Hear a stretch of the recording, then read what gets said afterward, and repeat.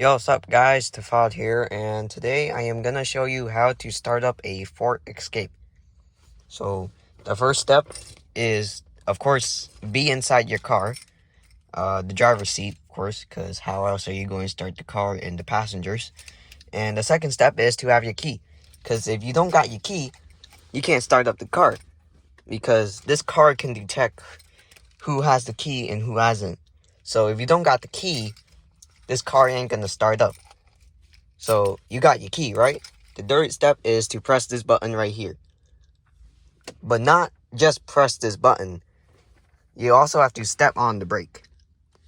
So what you want to do is press the engine button and step on the brake at the same time, like this.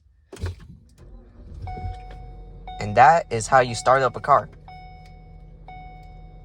Well, that's it for this video. Hope you guys liked this video, and I'll see you guys in the next video.